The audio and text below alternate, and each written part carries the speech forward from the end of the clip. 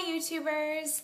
So today I am going to talk more about pointe shoes. Shocker! This is a bit of a Q&A. So for all of those mysteries of pointe shoes or common misconceptions or just flat out questions for beginners or anyone really, between my own knowledge and research that I've done, because I find them so interesting and I love them, I wanted to share this information with you so everyone kind of will have a better understanding of pointe shoes in general, because there really is a lot of information out there that's incorrect. So, the wonder of pointe shoes. And behind me, I'm standing in a kitchen, I'm house sitting, so I don't have, pretty ballet background like I usually do, but oh well, gotta make do with what you have. So, the first question is, what are pointe shoes made out of? This often is very, people think the wrong things about this. A lot of people, especially non-dancers or dancers that have not started pointe yet, think that there is wood in the box or where your toes go into the pointe shoe. That is completely incorrect. There has never been, and hopefully never will be, wood involved with pointe shoes and constructing them. Pointe shoes are made up of cardboard, various layers and types of papers, almost like a paper mache with the special glues that they have. There are nails involved to keep the shoe all put together and standing a certain way so it can be worn. And then there is satin, that is the overlay of the shoe. It's the pretty part that you see that kind of gets worn down over time. And then some shoes are made of canvas on the outside instead of satin. But there's canvas involved in the shoes on the inside parts and to make different areas of the shoe. So no, there is no wood, and different brands of pointe shoes use slightly different materials, but that's kind of the basics there. Parts of the pointe shoe. So I kind of mentioned the box before. This whole area here is the box of your pointe shoe, and it's where your toes sit. And then there's parts of the box, but this is the box, and it can come in different shapes and sizes for different types and sizes of feet, shapes of feet. This part here specifically is the platform, and this is the direct area that you go up onto when you are on pointe. Then we have the vamp, which is the length of the box. And what's important about the vamp is if you have real short toes like me, you don't want a real long vamp. You'll have issues with getting up properly and breaking the shoe in the right places. If you have the opposite problem, if you were to have real long toes, you don't want a real short vamp, because then your toes are still going to be extending up here, and you'll most likely start knuckling in the shoe, which is when your foot comes forward and it's not pretty to look at, it's not pretty to be doing it, doesn't feel good. So that's the idea of what the vamp is for. So, and it comes in many lengths. Then we have the shank, which is very important.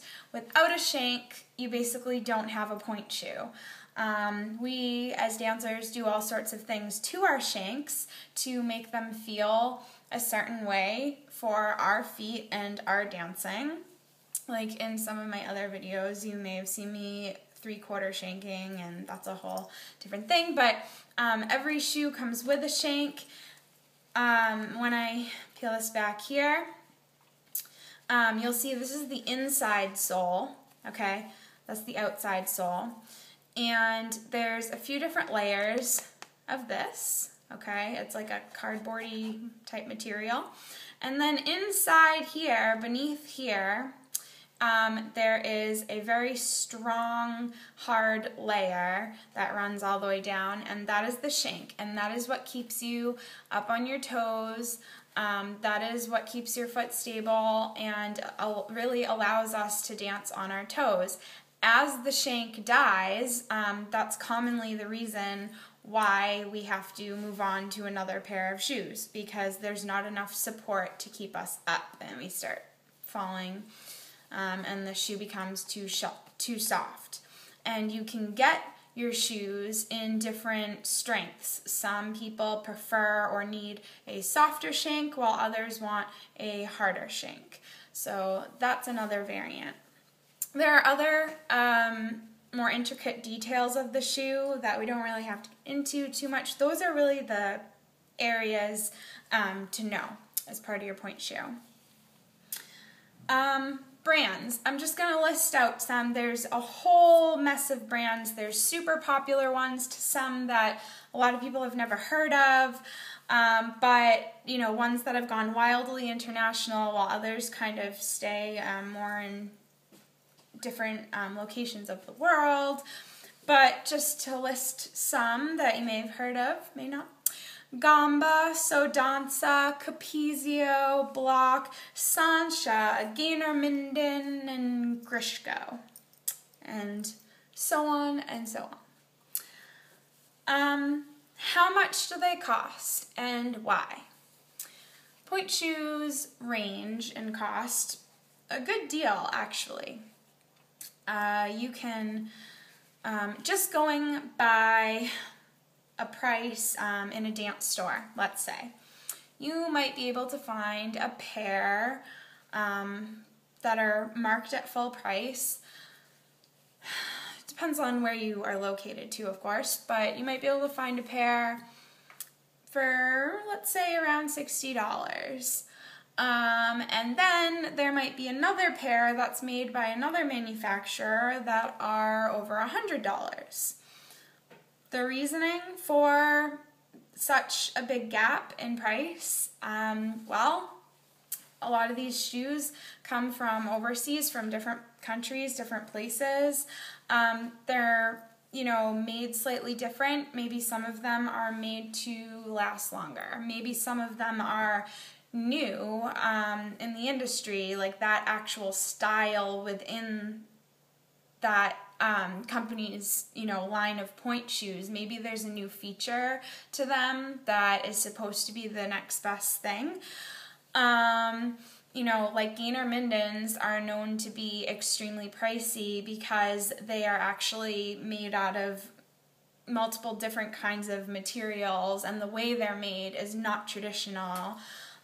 So they have a way of kind of mapping your foot and tailoring a shoe specifically for your foot. So of course that's going to be more expensive. And then kind of certain brands, like I've found that Sanchas tend to run on the much lower end of price. And then sometimes it depends too, like my Sodanzas that I got, they actually came inside the box with elastic and ribbon, and they were kind of middle of the road price range. So, and a lot of the shoes, they don't come with that. You have to get the ribbon and elastic separately. So they're all kind of unique in their own way, and you know, all of the shoes are handmade, so they are expensive to begin with because the cobblers spend hours, you know, molding each piece and with their hands and their, you know, old-fashioned tools, and days and weeks or whatever the process is for that kind of shoe, for that brand of shoe, to create what is going to be shipped to where you are, and to be worn and broken down and whatever you do with them after that happens. So it's such a process. And it's truly an art form, the making of a pointe shoe. So they're going to be, you know, pretty pricey. You can get them cheaper, typically online, but that's once you have some experience under your belt. How should I prepare my pointe shoes? So this question, or I should say, I've looked through multiple online, other YouTube videos and forums, and as I've grown as a dancer, and I've had my own students, like I've seen how other people do, make their shoes work for them and feel good for them. I would say that number one, probably the most important thing of all, is to do what your teacher says and to never just hop on YouTube and be like, oh, I saw this girl do this and I think it's cool or I think it might work, I'm going to do it. You should always, especially as a beginner, really, truly, your teacher has a way that she believes is going to work for you, at least to start out. And also, you don't want to injure yourself by doing something that might be an advanced breaking in technique or something like that. And your studio might just have policies on what to do and not to do with your pointe shoes. But there's so many things. I mean, people, well, to start off, just about everyone attaches their elastic and their ribbon to the shoe, and that's a given. Some more advanced dancers might choose just to use elastic, but you gotta do that because it doesn't come like that. You gotta, if there's drawstring on your pointe shoe, you gotta tighten it to the point where it feels like it truly fits to your foot. And then you gotta do breaking in work with your feet. A lot of plie and releve and pushing into the box and all that good stuff that you do at the bar. And then on top of that, I have some videos doing things that I do, but people do things like they step on the box with their heel, they use water or different like solvents that can kind of make the shoes a little more mushy. People 3/4 shank the shoe like I do. People slam their shoes in door frames and all good stuff like that. But again, yes, there are many techniques to preparing your shoes, but make sure you go with what your teacher says. How long will my pointe shoes last? Well, this is a big question because a beginner can, if you are a, I guess you can call it recreational student, and maybe you only put on your pointe shoes once a week in class. We all know you put them on at home too. But you do your training, at the studio once a week. And let's say for however many months you are stuck on the bar and it's only for 20, 30 minutes and, you start with a harder shank so that it's really hard to break in those shoes. You could have those shoes, they're going to be in rough shape, but you could have those shoes for up to a year. I've seen it happen. I'd say a lot of kids in that situation, it's more like 6 months. But if you are an intensive student, even as a beginner, you're probably going to go through maybe 2, 3, 4 pairs in your first year. And as you progress, there is a range, a very big range, as you go through the different stages, and especially like if your feet are still growing, that can contribute, as opposed to if you start after if you've stopped growing, things like that. But professional dancers can go through a pair of shoes a day. They can have a show that's 2-3 hours long and have 3 to 4 pairs prepared backstage for themselves that they can change into. So it really depends on where you are in your life with ballet. But when you first start out, you're not going to be at the store every day or ordering them every day. But if it's something you want to consider as a career, you're going to be going through many, many, many, many Pointe Shoes. And you're going to be trying lots of different brands and styles, trying to find the right ones. So, how do you know if you are ready for Pointe Shoes? This is another one that I constantly see on YouTube, and there's young girls kind of messing around or doing demi-pointe exercises they learned in class or didn't learn in class, just kind of walking around barefoot or in their soft slippers, asking their YouTube audience, am I ready for pointe? The thing is that's not for YouTube to decide. Again, it's for your teacher to decide. There's so many variables that kind of, come together for an instructor to decide that you are ready for pointe. You have to be strong enough in multiple areas of your body, but specifically in your ankles, in your feet, up through your legs. You have to be able to hold yourself up and use your tummy muscles. If you can't do that in soft shoe, you're not going to be able to stay up in a pointe shoe. Lots of things to look at.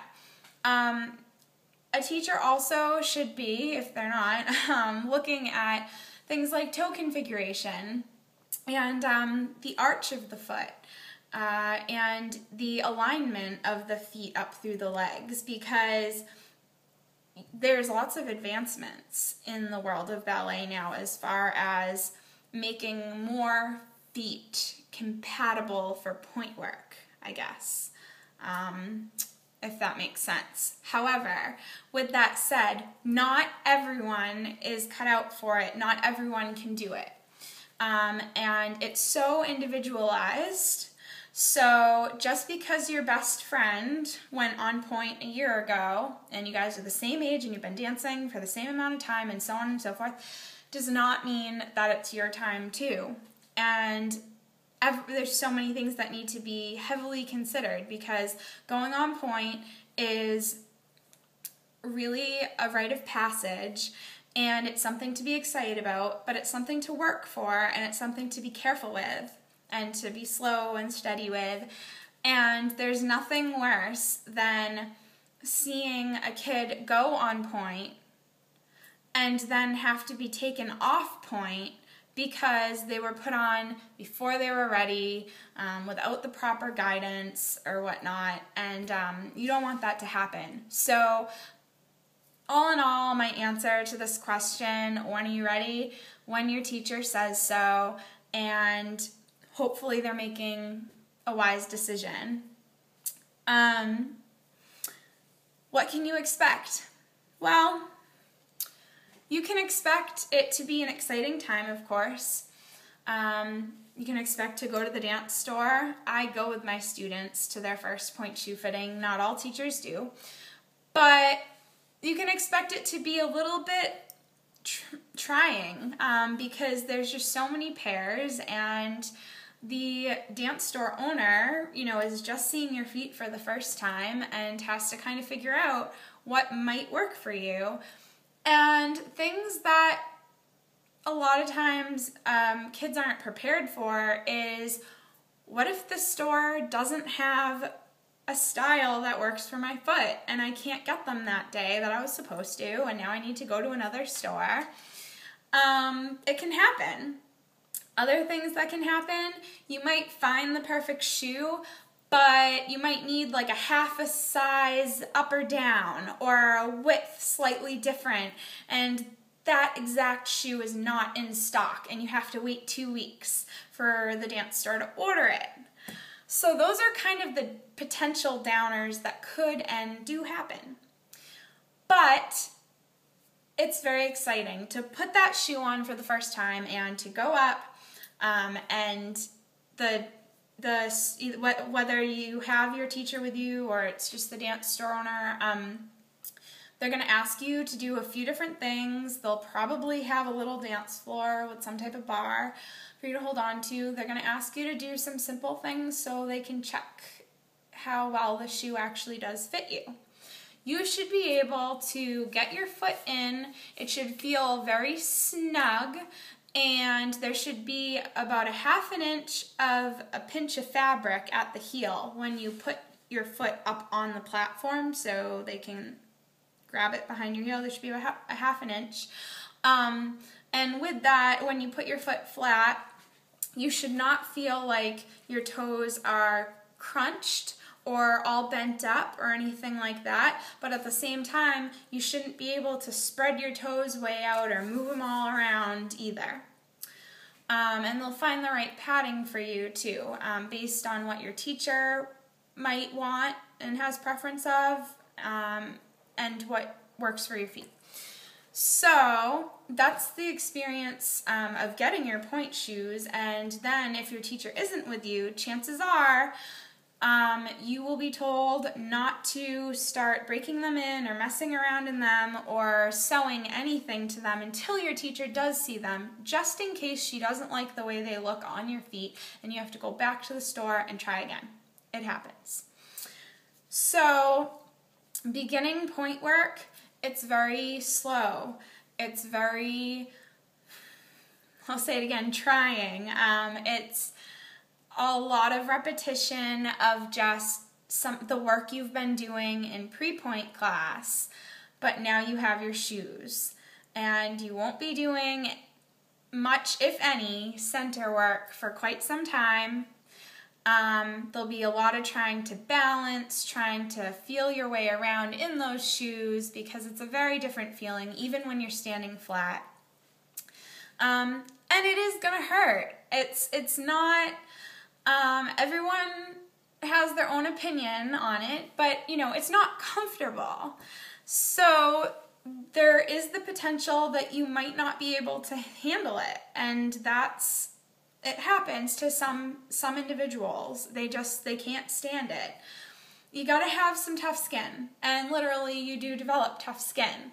You can expect with time to develop blisters, to have a little blood here and there, ingrown toenails, calluses, when your blisters and things turn into calluses over time. Down the line, bunions will most likely start to develop. Again, they have things at the store now, like toe spacers and stuff like that, that are supposed to help with the formation of bunions and try to relieve certain pressure points. They have a lot of good stuff for that. But you want your feet to toughen up, because if they don't, then for years, every time you slide your shoe on, it's gonna hurt a lot, and it shouldn't be like that forever.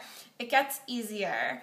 Not to say that once you're more advanced and you have hours and hours worth of rehearsals that you aren't hurting at the end of the day, but it's kind of a different kind of hurt than when you first start out and you're like, oh, I can't even go up anymore, I need to get my feet out of these. But it's beautiful, and it's so exciting, and it's just, I remember my first day and my first time and how great it was, and I still just relish in those moments, and I still continue to have exciting moments with my pointe shoes, even with the frustrating ones. So basically that kind of completes my list, but please, if you have any further questions that you think I might be able to help you answer, that I did not cover in this video, let me know in the comments below, and I will make another video and answer them for you. But just keep in mind, like I've said, that it's really, a lot of it has to do with your teacher and your feet, your anatomy, all of that, and isn't stuff that myself or anyone else on YouTube can possibly answer. So kind of, really think about it when when you're asking these questions and who you should probably turn to for answers. So I hope this was fun and answered some of your questions. If you haven't done so already, please like, comment, subscribe, and I'll be in another video of some kind soon. Thanks for watching!